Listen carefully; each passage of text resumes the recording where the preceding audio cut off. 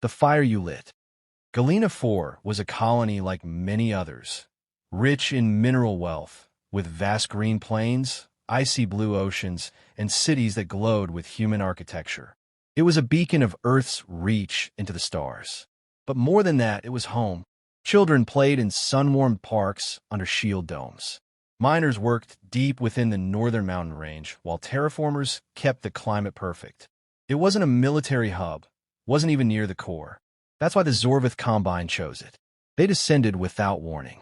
Black claws tore through clouds as the first orbital bombardment struck. Power plants, communication centers, atmosphere processors. Civilian shields collapsed within minutes. The invaders came in screaming. Tall, scaled creatures in crimson battle armor, riding hovercraft bristling with plasma turrets. Their mistake was assuming this would be easy. Get to the shelters. Colonial Governor Elara Shin stood at the heart of the capital city, watching her skies burn. Sirens wailed, but her people didn't just run, they fought. Elara had prepared them. Every citizen on Galena 4 was drilled. The colony had no formal military, but everyone from janitors to school teachers had trained in weekend defense corps. They weren't soldiers, but they were human. Zorvith troops met resistance in the form of hacked mining bots, improvised explosive traps, and human sniper teams using civilian towers as vantage points. The Zorvith laughed at first, until the first dropship exploded mid-landing. Then they began to die. Elara fought with a sidearm from the roof of the central tower. Her final transmission, a priority burst on a cold channel Earth hadn't used in decades. This is Governor Shin. Galena 4 is under attack. Zorvith. Civilian casualties extreme. Resistance failing. To Earth High Command. Tell the dragons. The signal was short. The Zorvith burned her buildings seconds later. Orbit Earth Command Listening Station, Titan Moon. Technician Marcus Yeo blinked when the dusty, half-forgotten terminal flared to life. Signal packet just came through, he said to no one, then frowned. Cold channel. DS Black 4. His supervisor looked up sharply. That's not possible. That channel was decommissioned. Yeo replayed the message. When the final words echoed, tell the dragons, his supervisor stood frozen. Give me fleet comm. Now. EarthGov Deep Space Command Bunker, Greenland subsurface. 12 figures sat in silence around a steel war table. Admiral Rourke watched the Galena 4 footage again. Elara Shin's message, followed by flashes of Zorvith troops storming into classrooms and vaporizing families. He didn't blink. He tapped a secure line. Activate Protocol D. Confirm all Dragon teams. I want full mobilization. Confirmed, sir, said the AI. Dragon teams activated. Dragon forward staging base, Kuiper Belt, Moon X-17. Captain Vega, wrapped in black exo-armor, looked up from the firing range as the alarm sounded. The red warning strip above the hangar doors flashed a single word. Provoke. Around her, the other soldiers froze, then stood to attention. They weren't conscripts or fleet officers. These were Earth's most dangerous ghosts, military assets erased from official records, engineered for asymmetric warfare, psychological shock, and extreme retaliation. Each of them bore the dragon's sigil, a serpent coiled around a burning world. Vega slid her helmet on and approached the armory wall. The AI spoke flatly. Colony Galena 4 destroyed. Civilian resistance wiped out. Zorvith confirmed. Mission parameters. No survivors. No diplomacy. No mercy. Vega smiled, eyes cold as vacuum. About damn time. Zorvith Command World, Corax Prime. In the throne room of the Supreme Marshal, the report was read aloud. A scout captain, his armor scorched from Galena 4, stood trembling. We underestimated their colony strength. They fought harder than projected.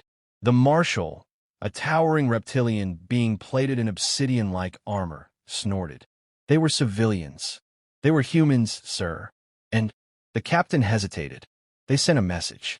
Something called the dragons. The court chuckled. A fairy tale. One of their Earth myths, no doubt. The Marshal waved dismissively. Let them cry about dragons. It makes no difference. Their colony is ash. He didn't know that 3 hours ago, a black ship without a signature passed undetected through Korax's outer defenses. He didn't know that the humans never screamed when they were truly angry. They went silent. He didn't know that this wasn't the beginning of a war. It was the beginning of a hunt. Closing scene, the ember that remains. Far from the battle, in a small orbital relay buoy near Mars, a human child finds an old news feed. It's a clip from a cultural archive, bedtime stories from Earth. Long ago, the narrator says, dragons were said to sleep beneath mountains. Fierce beasts. Not evil, not good, just terrible when roused. The feed ends. A new broadcast takes over. Military movement, civilian evacuation alerts, black fleets vanishing into deep space. The dragons have been roused. The fire has been lit, and the Zorvith are already burning. Ashes of the Zorvith. Korax Prime, Zorvith homeworld, burned with industry and arrogance. Towering monoliths of black stone loomed over scorched terrain. The air smelled of molten metal, synthetic fuel, and conquest. Above, their orbital defense rings shimmered with power, impenetrable, or so they believed. But the dragons were already inside. Operation Cinderfall, plus 0300 hours. Captain Vega crouched in the dark underbelly of the Central Command spire. Her HUD displayed hundreds of blinking markers, critical infrastructure points, all rigged with stealth nanite charges. Her squad moved like shadows. Dragon Team Echo had deployed on 5 continents simultaneously. No warnings were issued. No declarations of war. They simply began. Initiate Phase 2, Vega whispered. Her squad replied with a single word. Burn. Shock and silence. The Zorvith High Command awoke to chaos. Orbital yards erupted into flame. Fuel depots vanished in white-hot shockwaves. Deep space communication arrays shorted and exploded, leaving the Empire deaf. Cities experienced blackouts, then seismic shock as underground fusion cores detonated. Zorvith security footage caught glimpses, blurs of black armor, glowing red visors, and fire erupting in their wake. General Tharnak, war hero of 10 planetary campaigns, watched in disbelief as a Dragon Team operative walked through gunfire, unflinching, before driving a plasma blade into his chest. The last words he heard, "This is for Galena." The fortress falls. Captain Vega moved swiftly through the central tower of Zorvith Command. AI-assisted targeting systems highlighted threats before they even appeared. She moved like fate itself, unstoppable and absolute. Her team took no prisoners. The dragons weren't sent to negotiate. They were the final sentence to a long-forgotten warning. In the throne room, the Supreme Marshal faced her, surrounded by shattered columns and the remains of elite guards. "You are one woman," he spat. "One human. Do you think you can end an empire?" "I'm not here to end your empire," she said, drawing a fusion blade. "I'm here to erase it." Their duel was brief. Zorvith were strong, but strength meant little against the speed of cybernetic reflexes and centuries of refined human warfare. The Marshal's head hit the floor before his body did. Collapse. Over the next 48 hours, 10 key Zorvith planets suffered precision strikes. Civil unrest exploded as rumors spread.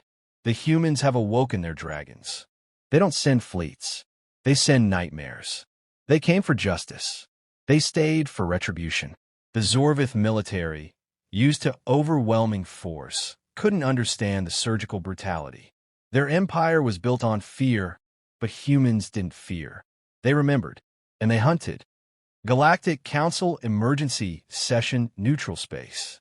In a massive dome aboard the Council Arc Station, dozens of alien species gathered in chaos. "Earth has gone rogue," one delegate screeched. "They are destabilizing galactic order." But others remained silent. Those who had seen what happened on Galena 4, those who remembered the Terran Wars centuries ago. The Trell ambassador, a frail, insectoid elder, spoke. "You misunderstand humanity. You think they are predators. But they are not. They are dragons. Sleeping beasts. Majestic, patient, slow to anger, but devastating when provoked. Pray they sleep again. Pray nothing wakes them." Final broadcast, Earth Military Network. A video surfaced across the galactic net, clearly released by EarthGov. It showed Dragon Team operatives walking through the ruins of the Zorvith capital. No words, just imagery, fire, fallen banners, and human boots crunching ash. At the end, a single message displayed in dozens of alien dialects. This is the cost of attacking our colonies. We did not start this war, but we ended it. Dragon Teams, EarthGov Black Ops. Epilogue. The ashes you left behind. On Earth, at a small academy built to train future colonists, a young girl asked her instructor, "Do the dragons still fight?" The teacher smiled sadly. "No, they sleep again for now." The girl looked up. "But what if someone attacks us again?" The teacher's smile faded. "Then they'll wake, and the stars will burn.